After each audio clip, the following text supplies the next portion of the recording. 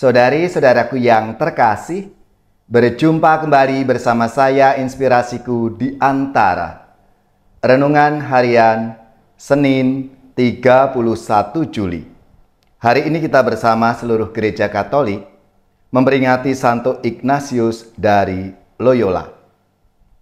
Semoga kita bersama keluarga, komunitas kita selalu dalam keadaan baik, tetap sehat, dan bersemangat.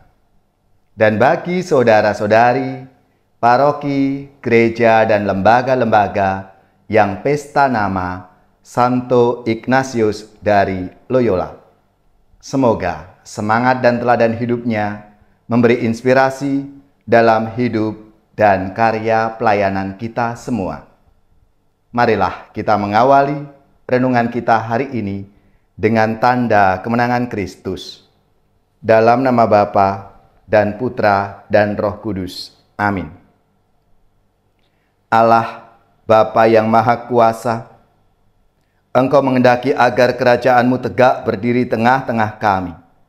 Semoga melalui hal-hal kecil yang diteladankan oleh Santo Ignatius dari Loyola, apapun yang kami lakukan dengan penuh kasih, kami dapat ikut serta menumbuh kembangkan kerajaan-Mu dengan pengantaraan Yesus Kristus Putra-Mu yang hidup dan berkuasa bersama Dikau dalam persatuan Roh Kudus, Allah sepanjang segala masa. Amin. Dalam nama Bapa dan Putra dan Roh Kudus. Amin. Inspirasi kita hari ini dari Injil Suci menurut Matius bab 13 ayat 31 sampai 35.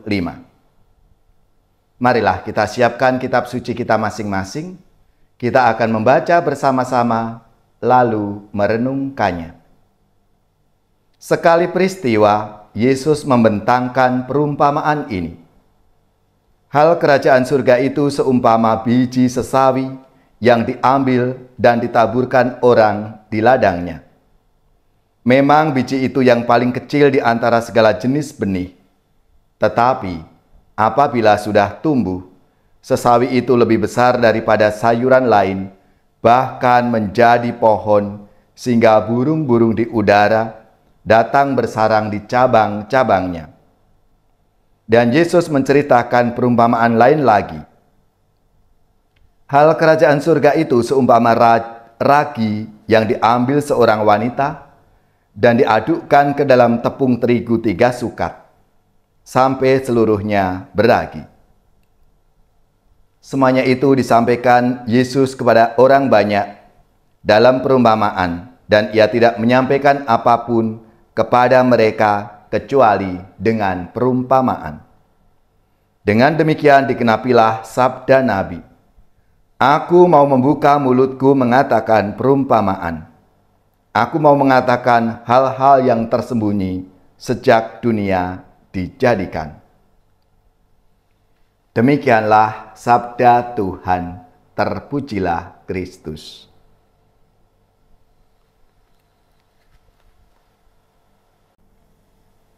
Saudari-saudaraku yang terkasih, setiap perumpamaan dalam sabda Tuhan yang disampaikan oleh Yesus ibarat biji sesawi atau ragi yang membutuhkan hati dan pikiran kita yang siap menerima untuk merenungkan maknanya, sehingga memungkinkan setiap wawasan Yesus sendiri, bahkan yang terkecil sekalipun, untuk membentuk dan mengarahkan kita. Melalui sabda Tuhan hari ini, sebenarnya Tuhan membentuk dan membimbing kita secara bertahap, halus, dan sabar. Dalam sabdanya, memancarkan suatu optimisme bahwa kerajaan Allah itu seperti benih biji sesawi. Benih terkecil yang dapat tumbuh menjadi pohon yang besar, di mana burung-burung dapat bersarang atau hidup padanya. Atau seperti sejumlah kecil ragi yang dicampurkan dengan tepung terigu, tetapi punya efek yang jauh lebih besar dari ukurannya. Optimisme ini sungguh membutuhkan iman dan kepercayaan kita. Karena dengan iman itu kita dapat melihat di sekeliling kita, di dalam diri kita, akan tanda-tanda kehadiran Allah yang seringkali sangat kecil, tetapi kuat dan terus berkembang untuk mewujudkan kebaikan dalam hidup kita. Dengan demikian, dalam dua perumpamaan yang Yesus ceritakan dalam sabda Tuhan hari ini, Yesus berbicara tentang karya yang luar biasa, yaitu tentang kasih dan pemeliharaan Allah dalam kehidupan orang-orang yang percaya kepadanya. Cara Yesus menuntun kita dalam kasih-Nya kerap kali terasa lambat dan lembut. Oleh karena itu, tergantung pada seberapa siap dan rela kita menerima dan mempercayainya. Kalau hari ini Gereja Katolik memperingati Santo Ignatius dari Loyola, kita bisa belajar banyak dari Santo Ignatius Loyola ini. Bagaimana cara dia beriman dan memahami kehidupan Kristiani yang masih menginspirasi banyak orang sampai saat ini. Dari teladan hidup Santo Ignatius dari Loyola, kita bisa belajar bagaimana kita dengan siap siaga menerima dan mengimani sabda Tuhan yang dapat mewujudkan kerajaan surga dalam hidup kita sehari-hari. Sehingga kita sungguh-sungguh merasakan Allah meraja dalam diri kita, dalam keluarga kita, dan dalam seluruh kehidupan kita.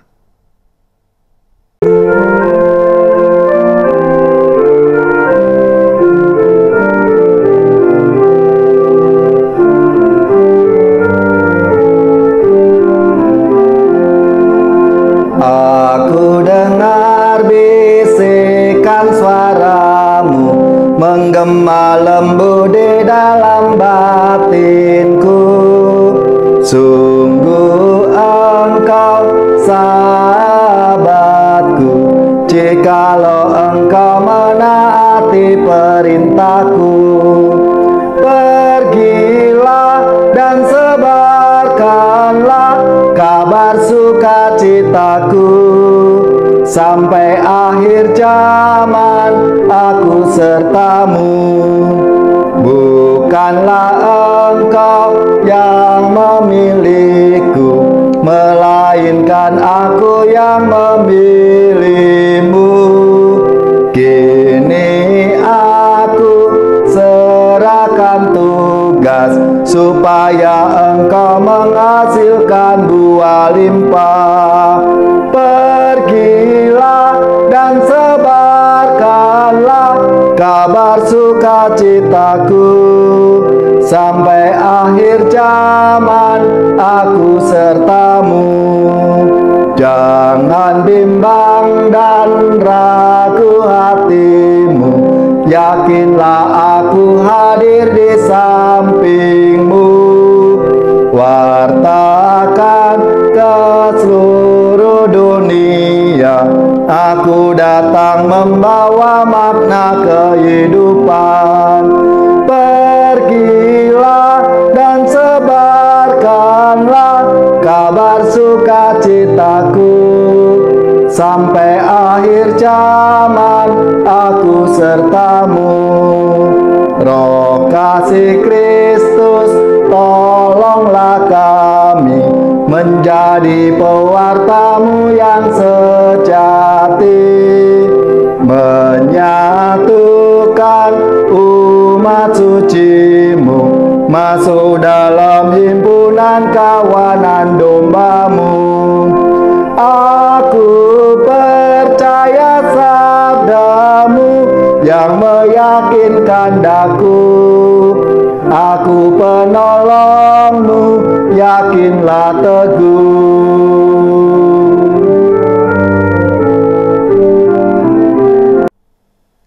Saudari-saudaraku yang terkasih, marilah kita mengakhiri renungan kita hari ini dengan mohon berkat Tuhan dan kita akan menerima tugas perutusan.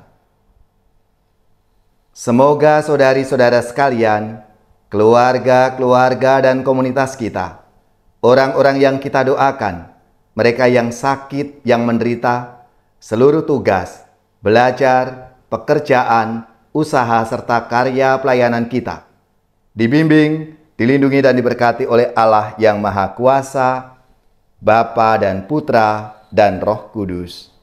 Amin.